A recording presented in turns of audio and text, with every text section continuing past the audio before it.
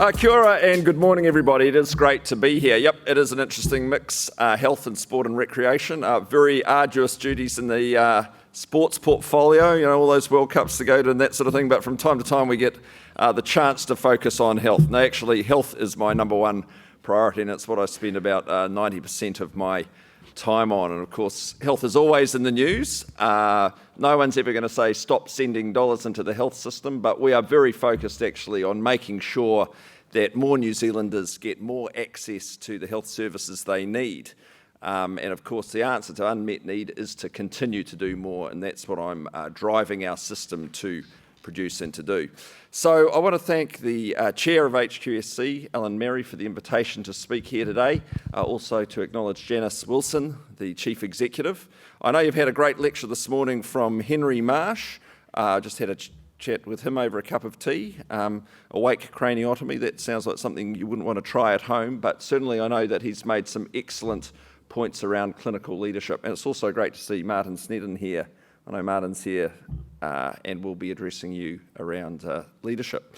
So look, this room is full of clinical leaders and also leaders from across the DHB system and the wider health system. I just want to start by saying I really appreciate the work that you are doing in our health system, because it is really important that we've got people who are prepared to step up into leadership roles. And I meet a lot of clinicians around the country, and you know, they give me a lot of feedback on all sorts of things. But one of the things that I really emphasise is that we need clinicians to actually step out of the clinic or the operating theatre and be prepared to take on leadership in the system, because actually it's very important that we have people leading from the front line, people who know the system and who are prepared to move beyond clinical practice to actually speak up on issues and show some leadership for the system and for their professions.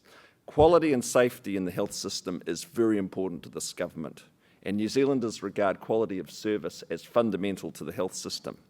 Improving quality and safety of service also contributes to a more productive and efficient health system, and it's very important that in pursuing this we have high levels of clinical engagement across the system.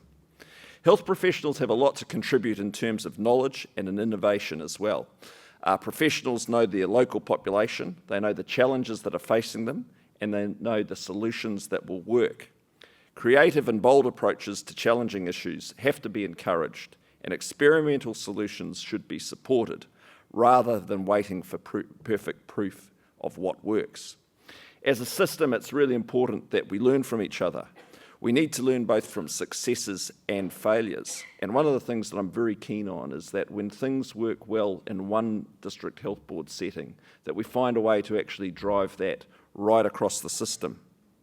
Successes need to be shared, not only across the health system, but actually across the wider social services system, because actually what happens in housing affects what happens in health. What happens in health links to educational outcomes and ultimately outcomes in the criminal justice system. So although those paths aren't linear, there's no question that there's an interrelationship there. And as a government, we are focusing on getting government departments, officials and ministers working far more cohesively to pursue outcomes that are important to the population. So when I go around the sector, the feedback I get is, yes, there are challenges, but overall we're heading in the right direction. Delivering better health services is a priority for the government, and that's why in the last budget we put $400 million into health, and our health funding is now at record levels of nearly $16 billion. Over the next 4 years, we're putting $1.7 billion into a range of new initiatives and also looking to meet cost pressures and population growth. But we're putting more funding into electives, more funding into palliative care, and of course we've rolled out free doctors' visits for under 13s. In terms of key priorities, I want to see a greater focus on prevention and early intervention, and that includes earlier access for people who need healthcare.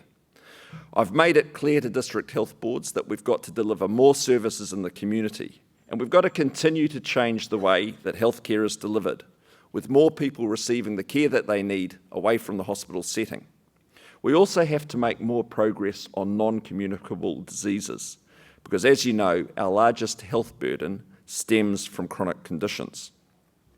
Tackling obesity, and in particular childhood obesity, is another key area. We are now one of the first countries in the OECD to have a target and a comprehensive plan to tackle childhood obesity, and that often gets lost in the debate around this subject.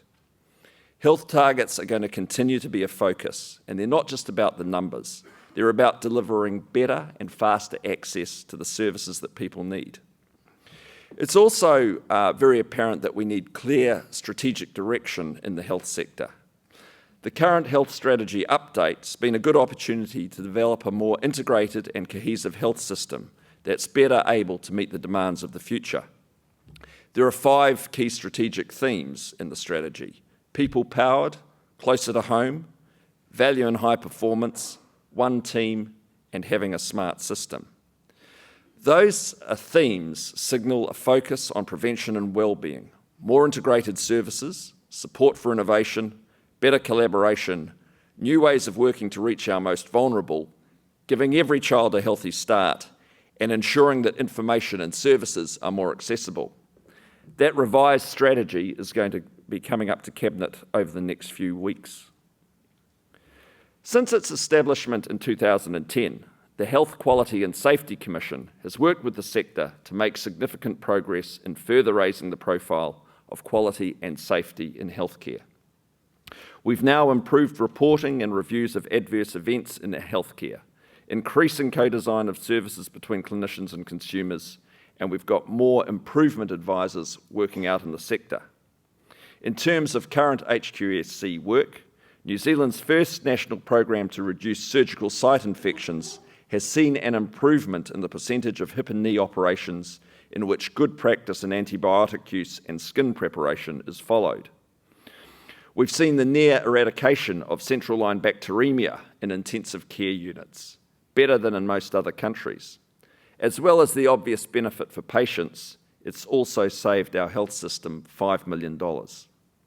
District Health Board compliance with best practice hand hygiene requirements has increased from 62% 3 years ago to 80% last year, and that's similar to rates in Australia and Canada. There's been a sustained significant reduction in hospital falls that lead to broken hips, equivalent to 27 fewer falls resulting in a broken hip in 2014-15, a 25% reduction from 2012. As well as the obvious reduction in suffering for patients, at least $800,000 of additional hospital costs have been avoided. The HQSC Patient Experience Survey has for the first time given us a national picture of what patients think of the care that they receive in hospital. Patients report that they've generally had a good experience and feel they're treated with dignity, respect, kindness, and compassion. However, the sector consistently scores lower on providing advice to patients and their family about medication side effects and managing a condition after discharge. There's always room for improvement in health, and it's important that as a team we focus on the key areas where we need to gain further traction. It's vital to have quality data and transparency in the system. A good example of that is the National Patient Flow Project.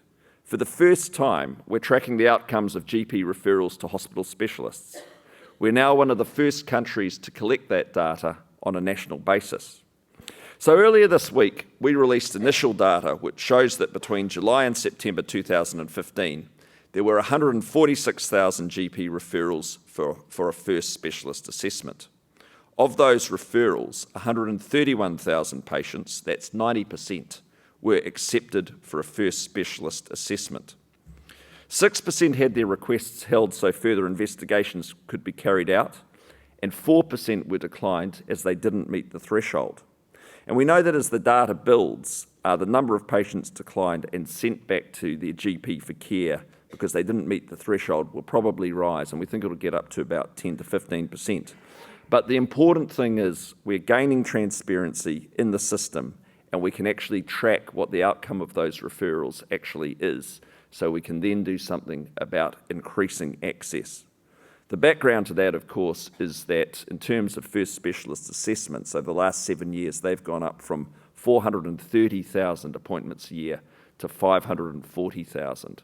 And that is absolutely consistent with our drive to increase access to quality services. And I want to thank all those in the room who are helping us achieve that goal of greater access for patients.